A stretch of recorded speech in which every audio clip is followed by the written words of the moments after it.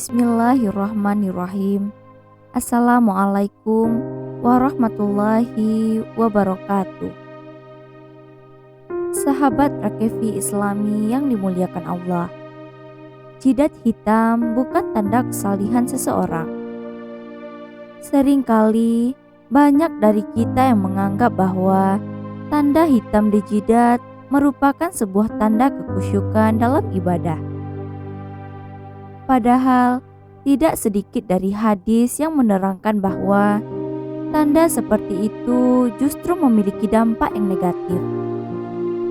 Contohnya, seperti yang dipertanyakan oleh Mansyur kepada Mujahid tentang firman Allah.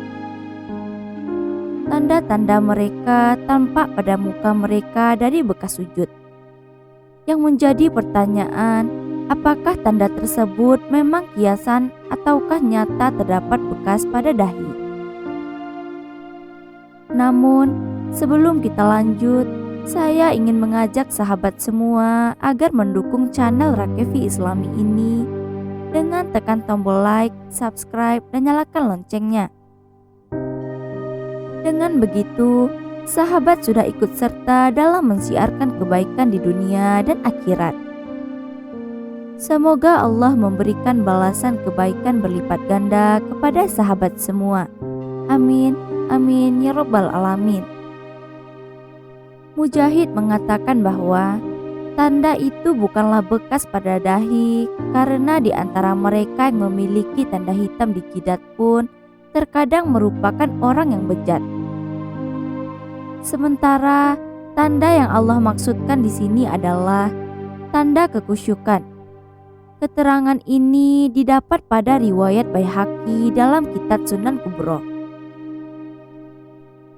Sementara itu, Ahmad As-Sawi mengatakan bahwa ayat Allah di atas bukanlah ditunjukkan untuk orang yang tukang ria, yakni tanda hitam di dahi, dikarenakan hal tersebut merupakan ciri dari Khawarij. Dari Al-Asraq bin Qais, sesungguhnya Syarik bin Syihab mengatakan, "Aku berharap bisa bertemu dengan salah seorang sahabat Muhammad yang bisa menceritakan hadis tentang Khawarij kepadaku." Suatu hari, aku berjumpa dengan Abu Barzah yang berada bersama satu rombongan para sahabat. Aku berkata kepadanya, "Ceritakan kepadaku hadis yang kau dengar dari Rasulullah tentang Khawarij."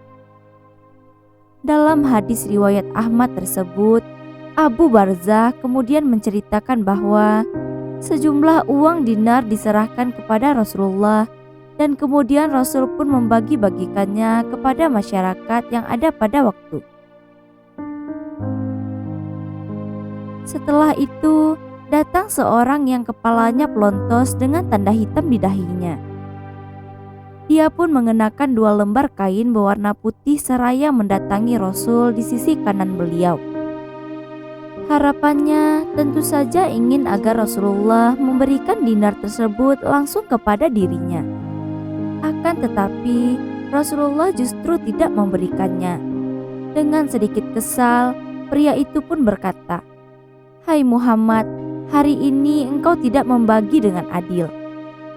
Tak pelak ketika mendengar ucapan itu, Rasulullah marah dan mengatakan, "Demi Allah, setelah aku meninggal dunia, kalian tidak akan menemukan orang yang lebih adil dibandingkan diriku."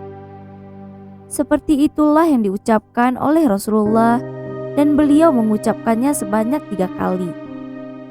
Setelah itu, Rasulullah bersabda, "Akan keluar dari arah timur orang-orang yang seperti itu penampilan mereka. Dia adalah bagian dari mereka. Mereka membaca Al-Quran namun tidak melewati tenggorokan mereka. Mereka meleset dari agama, sebagaimana anak panah meleset dari binatang sasarannya setelah menembusnya, kemudian mereka tidak akan kembali kepada agama. Ciri khas mereka adalah kepala pelontos dan mereka akan selalu muncul. Karena hal tersebut, Maka sudah selayaknya kita bersikap biasa-biasa terhadap orang yang memiliki tanda hitam di dahi dan tidak menjadikannya sebagai suatu bukti dari ibadah yang penuh kekusyukan. Dengan begitu, kita akan lebih memandangnya secara profesional dan tidak menjadikan sebagai buah celaan. Bisa jadi orang tersebut memang tidak menginginkannya dan terjadi karena terlalu menekan saat sujud sehingga hasilnya adalah sebuah tanda hitam di jidat. Semoga kita bisa lebih bijak dalam menyikapi fenomena ini agar tidak terjadi pandangan dan sikap yang berlebihan terhadap muslim seperti ini, serta tidak pula menjadikan bahan celaan. Wallahu a'lam. Wassalamualaikum warahmatullahi wabarakatuh.